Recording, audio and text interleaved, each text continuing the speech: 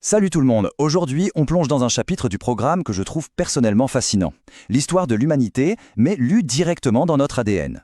On va voir comment un tout petit bout d'os a complètement chamboulé ce qu'on croyait savoir sur nos origines. Préparez-vous, on part pour une véritable enquête scientifique à la croisée de la paléontologie et de la génétique. Et voilà notre point de départ, la question qui va nous servir de fil rouge.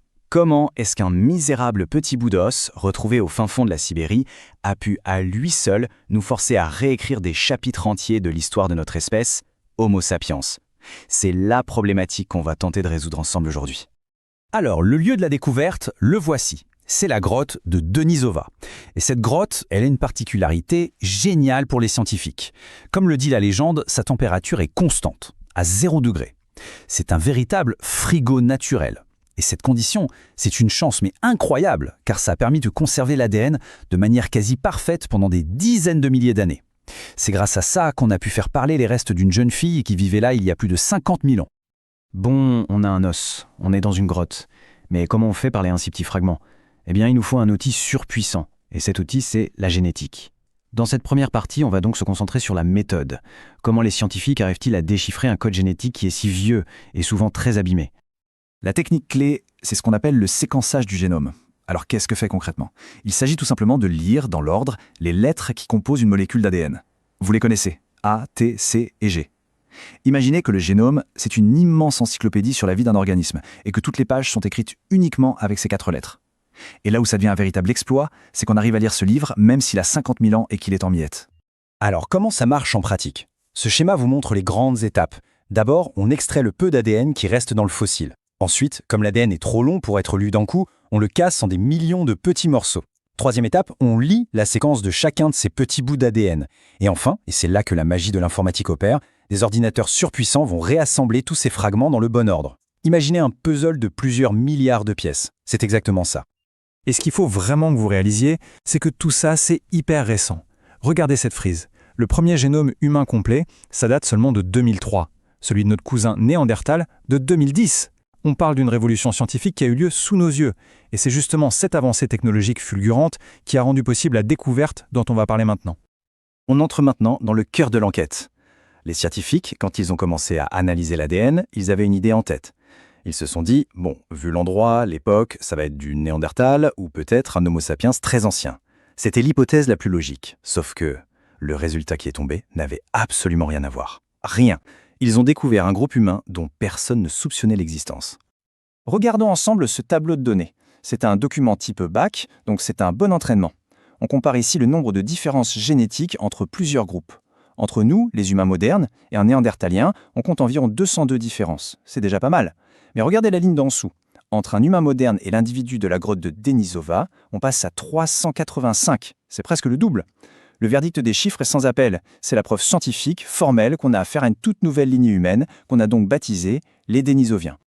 Et vous savez quoi? L'histoire ne s'arrête pas là, loin de là. L'analyse d'un deuxième petit fragment d'os, toujours dans la même grotte, qui appartenait à une ado de 90 000 ans que les chercheurs ont affectueusement surnommé Denis, a révélé un truc encore plus fou. Alors là, accrochez-vous bien. Regardez cet arbre généalogique reconstitué grâce à l'ADN de Denis. Le résultat est juste incroyable. Sa mère était une néandertalienne. Son père, un dénisovien. C'est la toute première fois, dans toute l'histoire de la paléontologie, qu'on trouve la preuve directe. L'enfant, le fruit de l'union entre deux groupes humains distincts. C'est une découverte absolument majeure. Et tout ça, ça nous amène à notre troisième et dernière partie, et peut-être la plus surprenante pour nous aujourd'hui. Parce que cette histoire de métissage, ce n'est pas juste une vieille anecdote sortie d'une grotte. Non, cette histoire, elle est écrite en nous, dans notre propre ADN. Cette carte, elle est super parlante.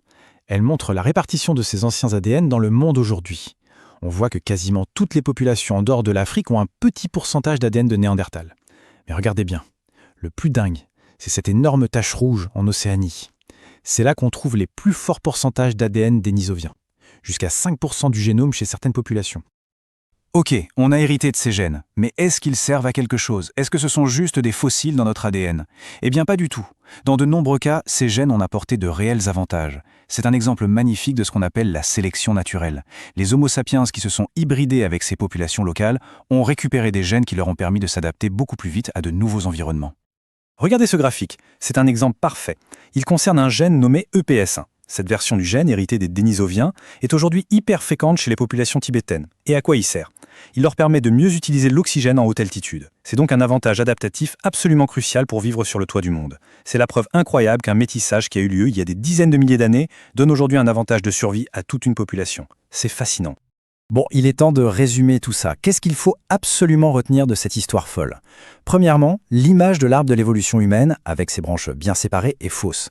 Il faut plutôt imaginer un réseau, un buisson très touffu, avec des branches qui se croisent en permanence. Deuxièmement, le métissage entre groupes humains n'était pas une exception, mais une part normale et importante de notre histoire. En gros, on est tous, à des degrés divers, des hybrides. Voilà, on a résolu notre enquête de départ. Mais vous commencez à connaître la science. Chaque réponse amène 10 nouvelles questions. Quels autres fantômes de notre passé se cachent encore dans notre génome? Quels autres avantages adaptatifs avons-nous hérité de ces rencontres? C'est ça le défi génial qui attend les scientifiques et peut-être certains d'entre vous. Qui sait?